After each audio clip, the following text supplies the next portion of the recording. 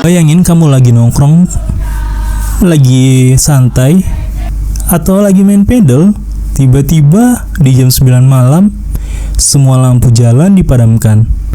Tentara berdiri di setiap sudut kota dan orang yang masih berkeliaran langsung diamankan. Itu bukanlah film Hollywood, melainkan itu adalah gambaran kondisi darurat militer. Selamat datang di channel ini. Di sini kita akan membahas fenomena serius dengan cara santai tapi bikin mikir. Kali ini topiknya agak berat. Kita akan membahas mengenai darurat militer. Apa sih darurat militer itu? Kapan bisa terjadi? Gimana dampaknya buat rakyat? Dan apakah Indonesia mungkin akan mengalaminya lagi di masa ini maupun masa depan? Yuk kita bahas satu persatu di video ini. Budaya salam kebajikan tahayul haji.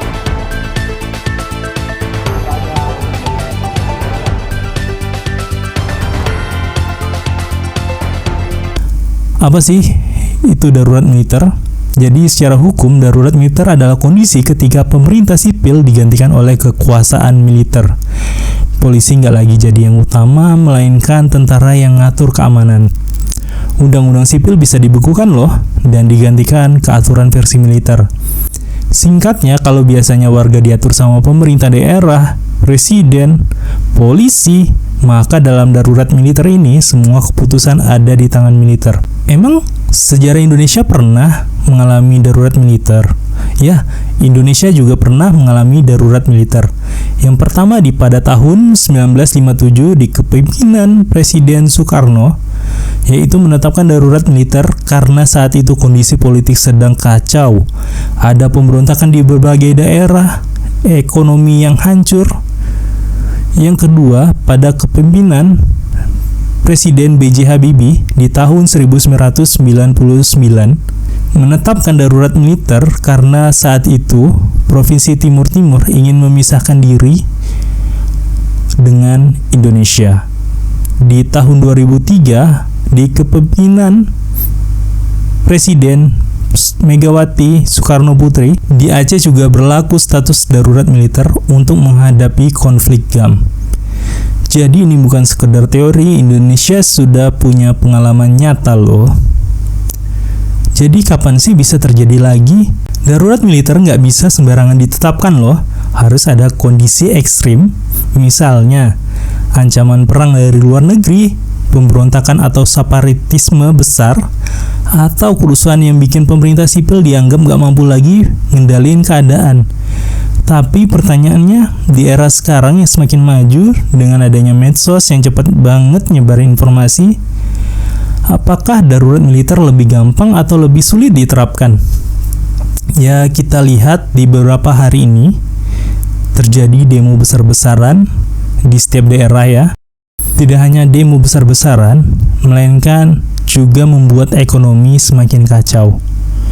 Dan di situ masyarakat tidak lagi percaya dengan kepemimpinan pemerintah sipil, bahkan media-media mulai dibungkam. Dari siaran TV yang dibatasi untuk menampilkan siaran demo, radio juga, bahkan media sosial juga ikut dibatasi untuk pembahasan demo. Bahkan baru-baru ini TikTok juga membatasi siaran langsung yang ada di aplikasinya untuk tidak menyiarkan live secara langsung kejadian-kejadian di lapangan saat demo. Bahkan postingan-postingan di beberapa akun TikTok maupun di Meta itu dibatasi, tidak bisa diposting.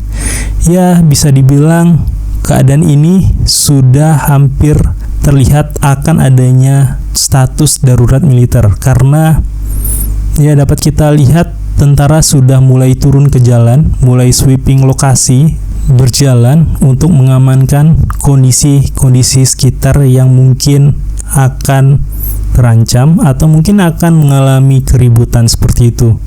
Ya, semoga saja kita doakan tidak terjadi status darurat militer di Indonesia tercinta kita. Namun kalau benar-benar terjadi di kehidupan sehari-hari bisa berubah drastis loh. di mana jam malam akan ketat, keluar rumah bisa ditahan, media disensor, berita, medsos, bahkan YouTube bisa kena filter. Ya, seperti yang sudah terjadi, pembatasan kebebasan, demo, protes, bahkan kumpul komunitas juga bisa dilarang. Hingga ekonomi lumpuh, usaha kecil bisa rugi karena aturan militer yang lebih ketat.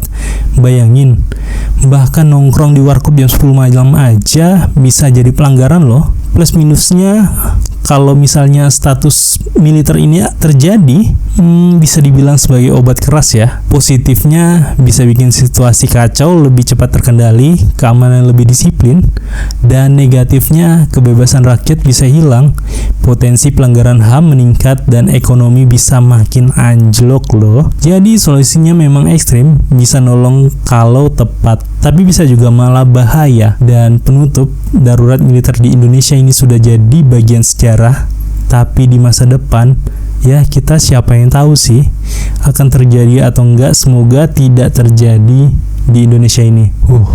Sangat-sangat mengerikan ya. Apakah kita akan menghadapi situasi yang sama lagi atau jadi pelajaran agar nggak terulang kembali? Gimana menurut kalian kalau suatu hari Indonesia benar-benar masuk darurat militer lagi? Apakah itu akan jadi solusi atau malah bencana baru? Boleh komen di kolom komentar dan jangan lupa subscribe untuk kita bahas video-video selanjutnya. Thank you.